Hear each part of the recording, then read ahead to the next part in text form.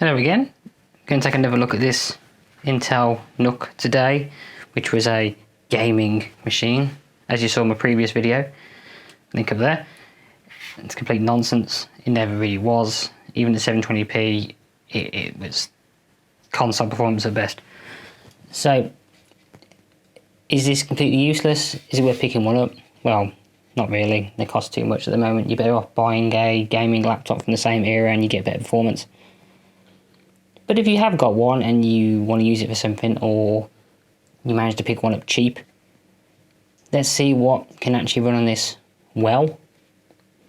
And is it useful for, let's say, a early Windows 7, late XP era games? How well does it perform for that kind of thing? And is it worth hanging on for that? And in another video, I will also look at emulation because I want to keep that separate. But let's see what this little NUC can actually do regarding older games, and is it worth hanging on to for a 70-watt gaming machine. So without further ado, let's go look at some older looking games.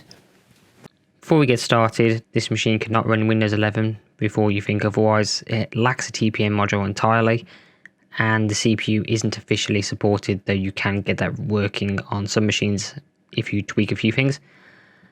So Windows 10 is the highest Windows operating system, though it can run Linux. It can also run Windows 7. But anyway, let's get on to games. What do I class as playable? It's anything that runs at 1080p or higher. Sometimes you'll have a 4:3 aspect ratio, so it won't be 1080p technically. Average FPS around 50 to 60 average, so that's what I class as playable. Everyone has different requirements and different tolerances, but the 60 FPS seems to be a general standard. Any graphical setting, I'm not too fussed as long as it doesn't look too bad. But I will say that I will allow that average to go a smidge lower, maybe in the mid-40s, and if it's capped at 30 FPS, then that's obviously acceptable because that game is capped. You might think otherwise, but I'm not getting into that debate. So let's look on some games now. I want to cover a fair selection of games, and when it's running below that average, I will state that why I think it's playable at a lower frame rate. Let's start off with The Darkness 2. This is a classic game if you've not played it. The first one and the second one are great. Here it's on the highest settings, and as you can see, running an average of 85 FPS in the opening, so more than playable. CPU has not any issues here, and the GPU is obviously maxed out, but whack VSync on, no problems at all. Where the hell are these guys?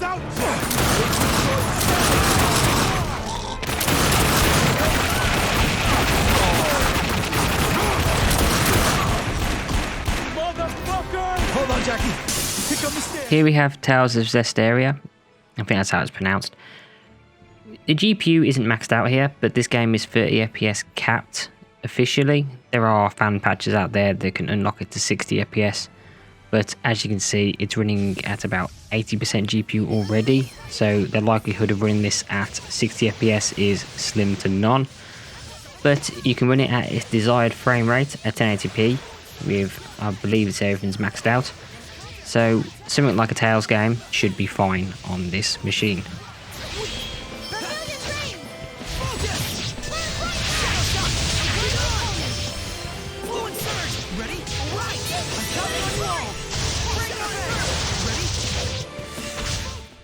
We won't lose to you.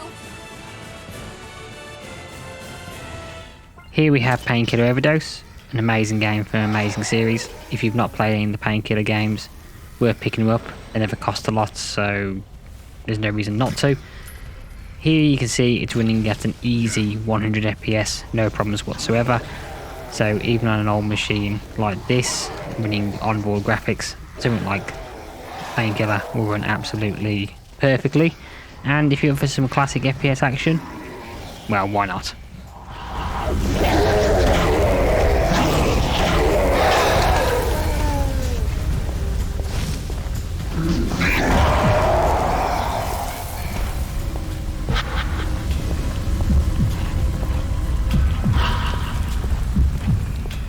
Now a quick look at some JRPGs. Here we have Octopath Traveler. This is running on low at 1080p. Now, this doesn't have a 30 FPS cap, but because of the turn-based nature and the fact it's rather slow-paced, it is playable at 30 FPS. I wanted to include this one because it's a rather popular game and it's a pretty good game, but it doesn't hit the requirement of 60 FPS average. But I will leave that up to you to decide if this is playable or not. I find it okay, but I would personally prefer it to be smoother. But due to a turn-based game, it is certainly playable.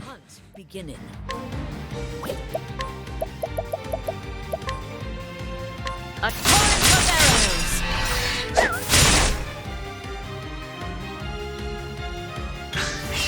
My turn.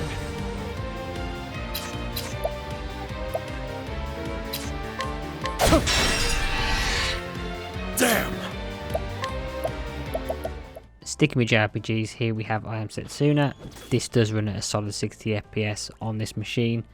It does struggle on the HD graphics version of the Skylake internal graphics, but here it's absolutely fine. So you might not be able to run Octopath Traveler at a solid 60, but something a little older like I Am Setsuna runs just fine. And both of them are great games if you like a bit of JRPG story-based games.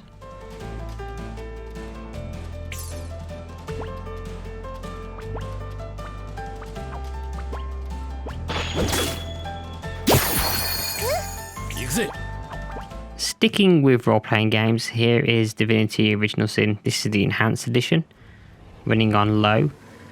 Once again, this is another game that doesn't quite hit that solid 60. We're getting an average of around about 50, 49-ish, kind of in that area. Now, not technically in my playable criteria. This is once again a turn-based game that's much slower than something more fast-paced like a first-person shooter. So, just high 40s is perfectly acceptable for this game. You might not agree, and that's perfectly fine, but it's a damn good game regardless, so losing a few frames here and there, it's well worth trying out.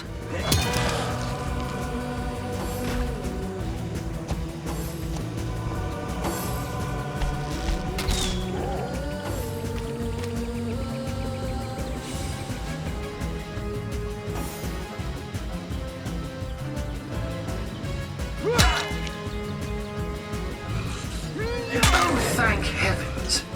Maybe now you can learn something useful, like how to wash your underthings.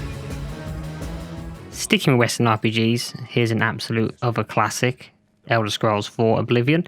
If you've not played it, it's well worth playing. It's obviously a massive game, not as big as, let's say, Skyrim, but has a lot to offer. A little buggy here and there, but overall it's a very, very enjoyable experience. So if you've not tried out Oblivion, certainly give it a go. You can run this machine absolutely fine.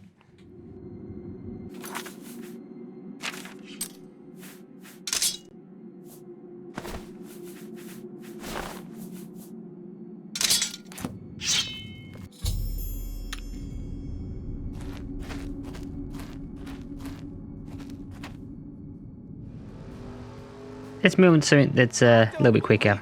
Here is Driver San Francisco, running on the low setting and at 1080p.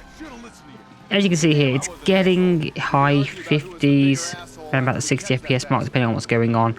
When you're driving around, it's generally okay, but when there's a lot of crashing going on or a lot of cars around, it can drop into the 50s. So this is playable, and it's a fun game if you haven't played it. It's a bit weird, but overall, if you like Driver, this is much closer to the original Driver game than Driver 2 and Driver 3. So it's well worth trying out if you haven't had a chance to play it yet.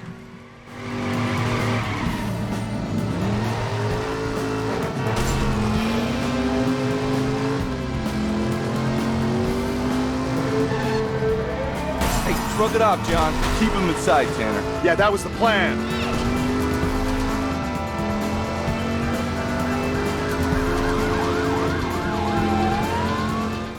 Now, if you had a chance to play GTA Vice City, this might be a good time to play it because the remastered version, best way to put it, is coming out soon. So you might want to give the original a try. I mean, it's an absolute classic, why not? Same as San Andreas and GTA 3. Excuse the terrible driving, I am not paying attention. So, as you can see, we're getting silly frame rate. So, this is 1080p, running at an average of 250 plus. So, it can run this absolutely fine. You could, of course, run this at high resolution, or install some mods to make it look a little nicer. But, unfortunately, I don't think you'll be able to run the remastered version. So, if you have this machine, this is probably the limit. But, we'll see when it comes out, because the requirements aren't that high, and they might have been slightly exaggerated. Call the police! Someone, please help me! This guy is molting animals! Oh, it's gross! I only wanted to be loved, properly mined, and he's gone! Hey, Dr. Phillips. Get lost, Doc. I got out. I'm fine. Me and my friends are travelling around in a black van and solving crimes and running from the Colonel. Pat, I'm coming in. Stay away from me! Pat, you've been a very bad boy. Come on, we're going home now, Pat. Stay away from me! Sticking with absolute classics, here is The Witcher, the original one. Once again, here's me badly playing it. I always have issues with the controls in this game. Once you get used to it, it's really easy to play, but when you come back to it every now and again, it just takes a moment to get used to the very strange controls. But as you can see, running absolutely fine. Average 74 FPS, 73, that kind of thing. So no issues at all. There's a few really intense bits in certain parts of the game that aren't optimized very well. And when you're in town, the frame rate can drop down into the 20s. But that happens even on a very high-end machine. So it's to be expected. There's not much you can really do about it. So overall, this game is about as playable as it's ever going to be. So if you haven't had a chance to play the original Witcher, it's a very good game. A bit different from the others, but well worth trying out if you fancy something a little bit different.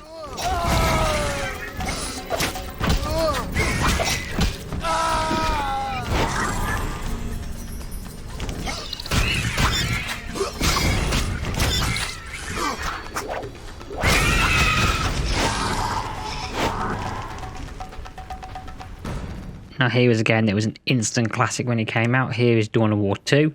This is running on medium at 1080p, so not the highest. And it can struggle here and there, but here we get an average of plus 100. It averages around about the 65 mark by the end of this benchmark.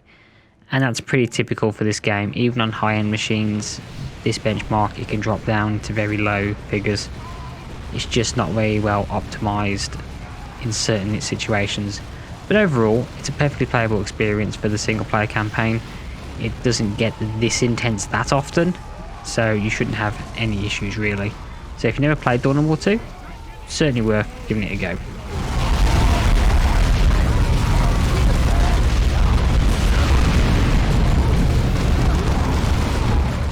Now something a little simpler, here is Sam Max Save the World. This doesn't technically hit the 50 to 60 FPS average for the remastered version, but I'm going to let that slide here because the original version only capped out at 50 FPS anyway, so you're not really missing out on much here. And if you buy this version, you do get the original version as well, which obviously will run absolutely fine on this machine, but since it's hitting the same FPS as the original version anyway, you might as well play it in 1080p and play it with the better looking visuals. So Sam Max Save the World, brilliant game if you haven't played it already. In fact, all the Sam Maxes are amazing and they should all run on this machine, no problem. Well, I guess we should dehypnotize these poor saps again and be on our way. Let me! You know how I adore gratuitous violence.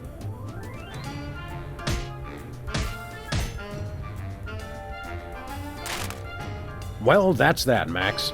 Another boot to the pasty ass of crime. Thank goodness this whole hypnotic mind control thing didn't go any further. That could have been really annoying. Now a game series I absolutely adore. This is King's Bounty. This is King's Bounty Crossworlds or Armored Princess, depending on which version you're playing. This is the Crossworlds version because you can run it at 1080p. And as you can see, 60 FPS, no problem at all. It is capped at 60 FPS, I think. Though I might have had VSync on, I can't quite remember. This is how I played it anyway. And it's smooth as it can be. It's a wonderful game if you like turn-based RPGs. And if you haven't played it, it's well worth picking up. It's really cheap, pretty much all the time. and you can get it on GOG, so that's probably the best place to buy it. And it's a fun game. There is a King's Bounty 2 that's come out. I haven't had a chance to play it. I'm hoping it's half as good as this one, but if you haven't had a chance to play it, you can certainly play it on this machine, so go pick it up.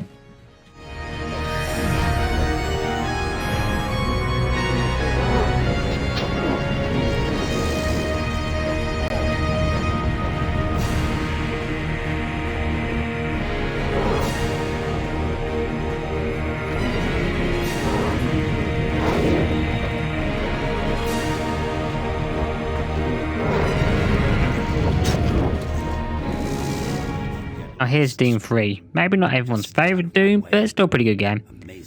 It's running at 1600 by 1200, which is basically 1080p. It's about 100,000 pixels off, so it's the equivalent of it. You can run this game at 1080p, but you have to use a different version of it. But as you can see here, it's running in the mid 50s, and this is on high settings, so it's not the highest. So there is some room there to tweak it. But overall, it's perfectly playable. It's a bit fast-paced at times, being Doom and all, but perfectly playable. And if you haven't had a chance to play this, well, here's a good time to do it. I wonder if they're gonna move to Bravo team now. Who knows? I just hope they don't take anyone from my Super Turbo Turkey Puncher 3. I hear you. Super Turbo Turkey Puncher 3. What appears to be a war Yeah, so those suits arrived too. Weird. We're going to stick with FPSs for the rest of this video. Here is Serious Sam, the first encounter HD, running at 1080p and on high settings if I remember rightly, wasn't on the highest. And we're getting a nice smooth 60 FPS experience throughout.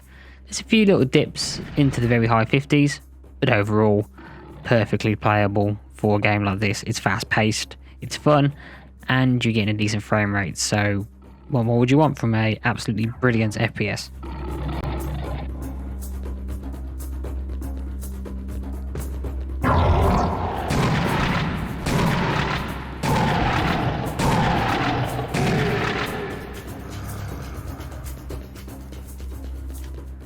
And because I can, here is Half-Life 2. I showed it in the previous video, but might as well include it. It seems to fit with everything else that I'm sharing. It can run absolutely fine, no shock. It's a Source engine. It's pretty well optimized to run on older stuff. It's a great little game. It's a great big game. So if you haven't had a chance to play your way through Half-Life 2, I know I haven't. I've played most of it, just haven't finished it. This might be a good machine to sink your teeth into it. It is a very long game, but every step of the way is very good. Very enjoyable. So Half-Life 2 is certainly something this machine can play.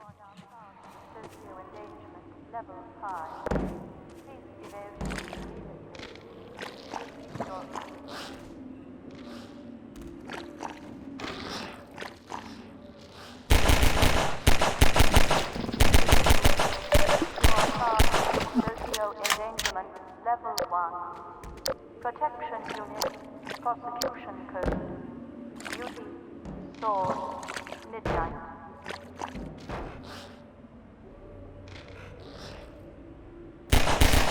And last and by no means least, here is Battlefield Bad Company 2. Absolutely brilliant game, running on medium at 1080p. While probably not as funny and entertaining as the original version, it's still a very good game to play, and I thoroughly enjoy going back through it every now and again. The comedy's not quite as good, but it's still a very fun game. This is just the opening, where it's kind of like a flashback to what happened in the beginning. The frame rate is comparable to the rest of the game, so it's perfectly playable. You get around about the mid-50s to the 60s, and that's absolutely fine for this game. So if you haven't played Battlefield or Battlefield Bad Company 2, certainly pick them up on this machine. They're absolutely brilliant games. Come on.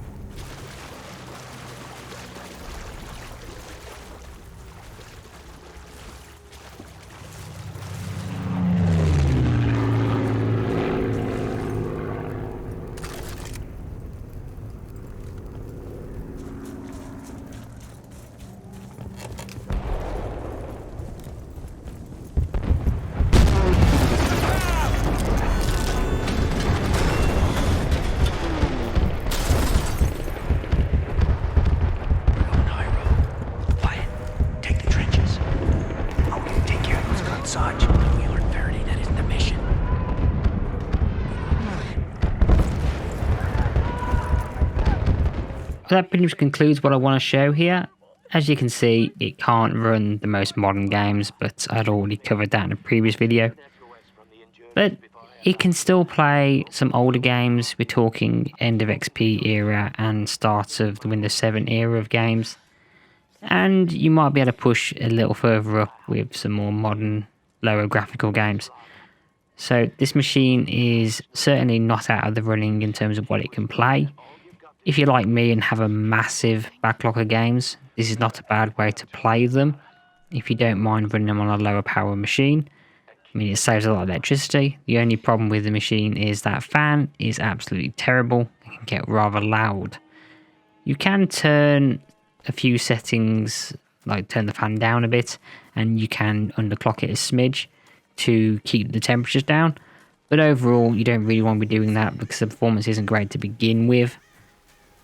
And that's not really what people buy this for. But you can get like third-party cases to make it cooler, or you could just whack a bigger fan on it. I've seen people do that.